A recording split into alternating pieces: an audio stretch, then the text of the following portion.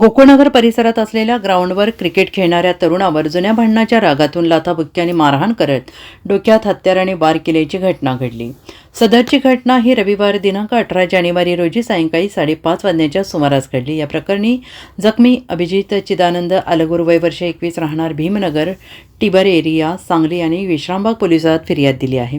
त्याच्या फिर्यादीवरून पोलिसांनी हल्ला करणाऱ्या योगेश पाटील आणि रुपेश साबळे दोघे राहणार टिबर एरिया सांगली यांच्यावर गुन्हा दाखल केला आहे।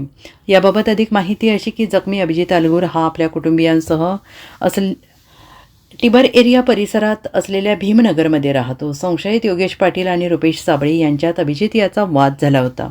रविवारी सायंकाळी 5:30 वाजण्याच्या सुमारास अभिजित अलगूर हा त्याच्या मित्रांसोबत गोकुळनगर परिसरात असलेल्या ग्राउंडवर क्रिकेट खेळत होता आणि त्यावेळी संशयित दोघेजण त्या ठिकाणी आले।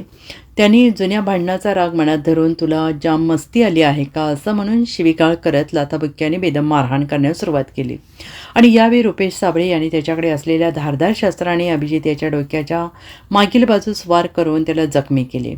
घडलेल्या या घटनेनंतर अभिजित अलगूर यांनी विश्रामबाग पोलिसात फिर्याद दिली आणि त्याच्या फिर्यादीवरून पोलिसांनी संशयित दोघांवर गुन्हा दाखल केला आहे। Bureau report SBN Marathi.